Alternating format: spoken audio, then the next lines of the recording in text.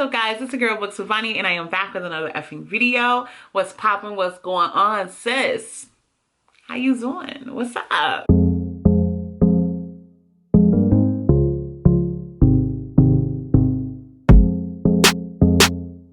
What's up, guys? It's your girl Books with Bonnie, and today's video is going to be all about my review of the month, or my one book review for the month.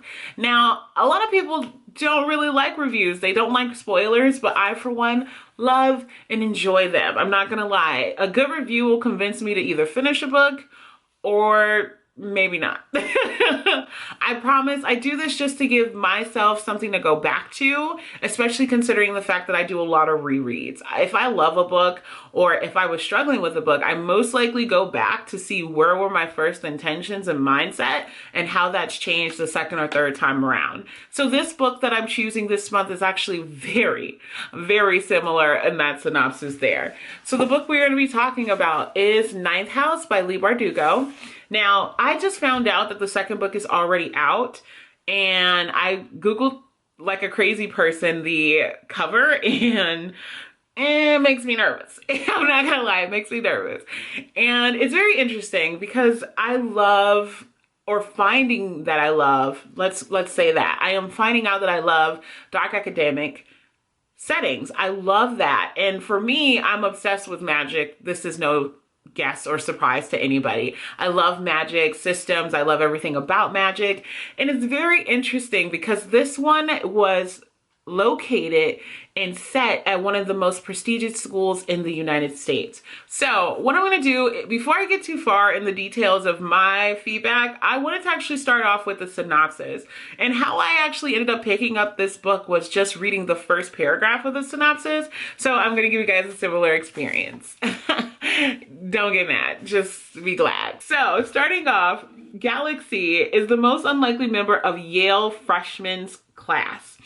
Raised in Los Angeles by a hippie mom, Alex dropped out of school early and into a world of shady drug dealing boyfriends, dead-end jobs, and much, much worse. In fact, by the age of 20, she is the sole survivor of a horrific, unsolved multiple homicide. Some might say she's thrown her life away, but at her hospital bed, Alex is offered a second chance to attend one of the world's most prestigious universities on a full ride. What's the catch, and why her?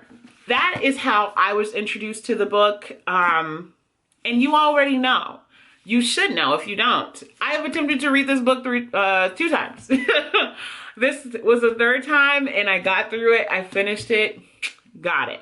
So here is my follow-up and feedback. Here are some things that I really, really loved about this book. So the beginning was rough. I'm not gonna lie. It was a lot, but also not enough. And the pacing was a little like slow but steady, I guess. So the first couple of chapters are the ones that I continue to reread and didn't really get past. But in my final attempt, I actually listened to the first half of the book and then ended up reading the rest of the book. So that's how I kind of created my own world of this book. Now, some of the things that I really love is, of course, dark academia, but to have one of the most prestigious schools in the country, in our country, be the setting and location for this really, really opened my mind to all these great concepts. Now, here's another thing that I really loved.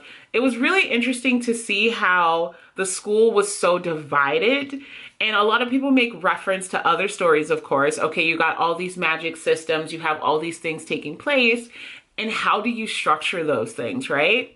I actually really love the structure and how, although they're all under one umbrella, you have these divided courses or divided teams, groups, classes, rooms. Okay, I'm just going on a rant, I'm sorry.